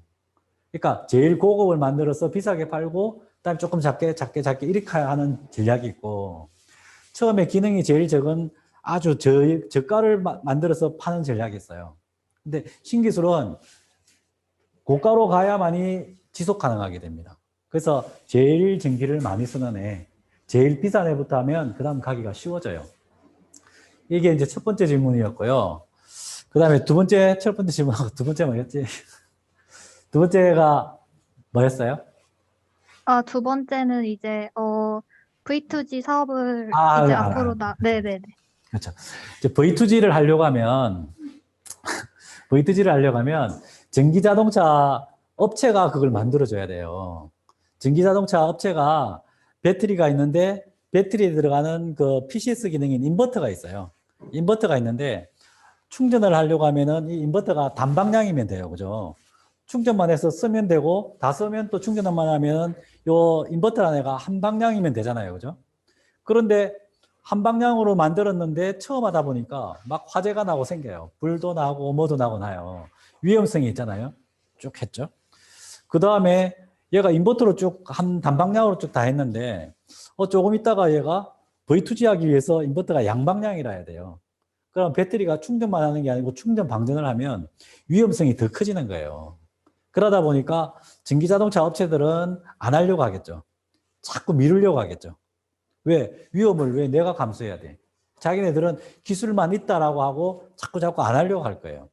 그런데 나중에 이게 되려고 하면 아리백이 더 가혹하게 제약이 들어오고 더 계속 전기를 못 쓰게 만들면 이제 대형 발전소가 자꾸 줄어들고 이러면 효율을 더 따지게 됩니다. 그러면 야, 차에 있는 배터리까지도 끄집어 쓰자 라고 하면은 좋아. 위험을 감수하고 V2G를 왜 해야 돼?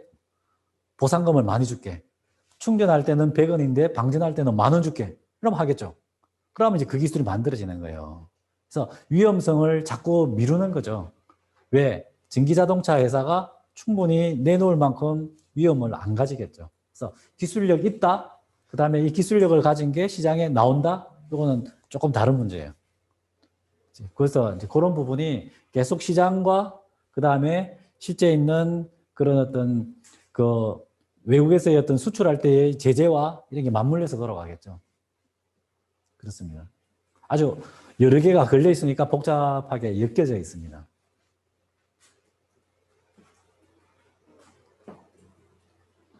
어떻게 또 마지막 한 명만 할게요. 아, 네.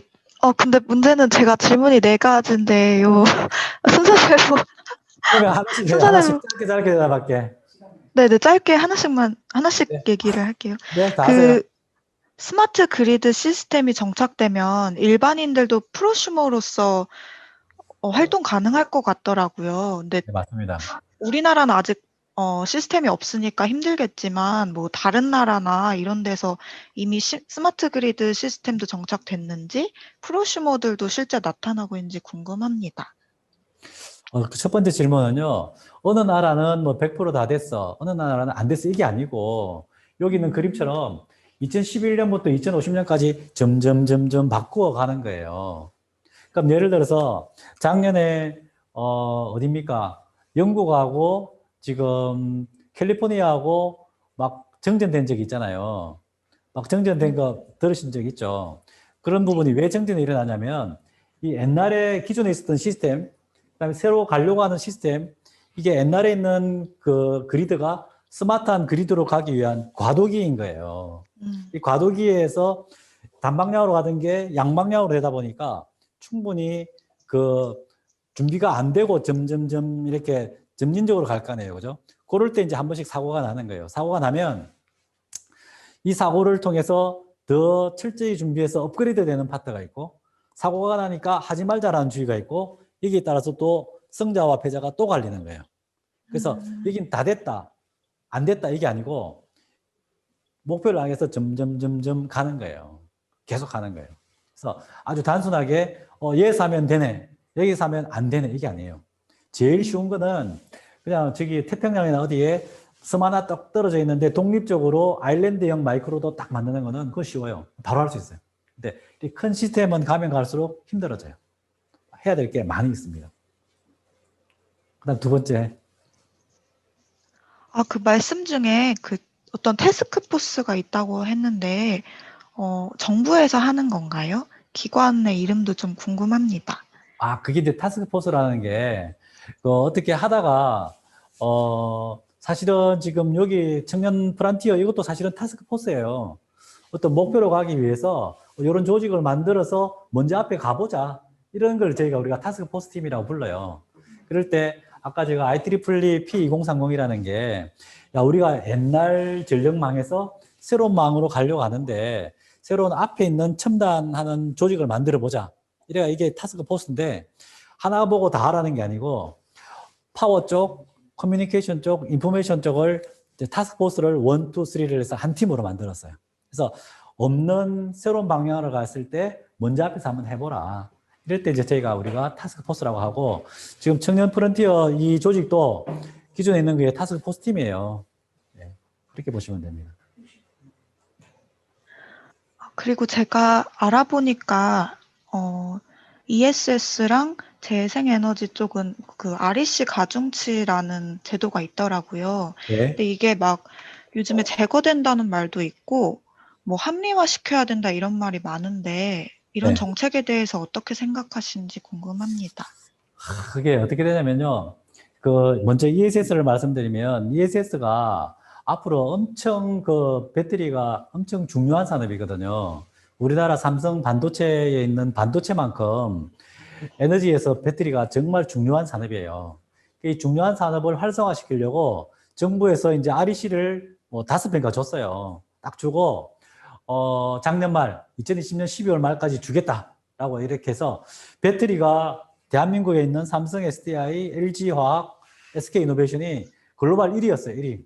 우리가 2018년, 19년 전 세계에서 대한민국 1등이었어요. 그 당시 그리드위지가 ESS 운영 1등이었어요. 그때 500메가와트를 했거든요. 2018년도 1등이었어요. 그래서 쫙 만들어서 ESS에 대한 배터리 산업을 쫙 완성을 시키고 작년 2020년 12월 31일 날 REC가 끝나버렸어요. 그러니까 배터리 산업은 늘어났는데 이 배터리가 제대로 운영이 되려고 하면은 배터리와 BMS, PCS, 그 다음에 거기에 있는 메타기, 센서들을 해서 ESS로 운영이 돼야 되는데 이게 딱 작년 말에 끝나버리니까 배터리에 삼성, SDI, LG화학, SK이노베이션은 배터리 기술력을 쫙 인정을 받았는데 나머지 옆에 있는 기술력은 못 따라간 거예요. 그래서 이 부분이 계속 지속적으로 가서 앞으로 가는 전체적인 시스템인 ESS를 가는 데는 크게 기여를 못한다. 하지만 배터리 3사에서는 완전히 글로벌로 아주 역량을 검증도 했고 인정을 받았다. 이게 첫 번째 답이고요. 답이라고 하면 되면 제 생각이고요. 두 번째 태양광 관련돼 가지고는 태양광에 ESS를 연결을 하면 REC를 얼마 주겠다라고 하는데 태양광이 아까 앞에서 말씀드린 것처럼 태양광은 낮에 전기를 만들어내죠. 발전을 하죠. 낮에 전기를 만들어내는데 실제 수요는 낮에 많아요. 그러니까 만들어내는 전기를 낮에 써야죠.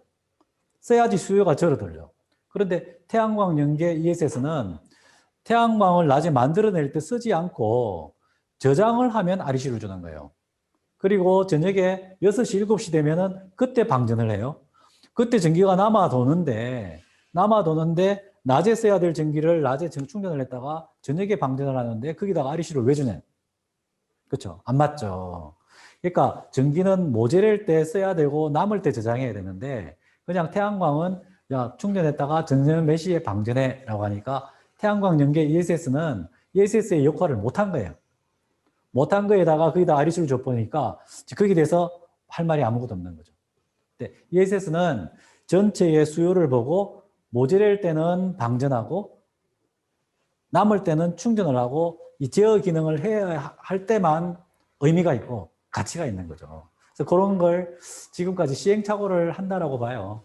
저는 시행착오를 했으니까 앞으로는 제대로 된 방향이 나와야 된다는 거고 에너지 쪽에 있는 그런 제도는 하나를 잘 만들면 이 산업을 완전히 살릴 수도 있고 죽일 수도 있어요. 정말 제도를 잘 만들어야 됩니다.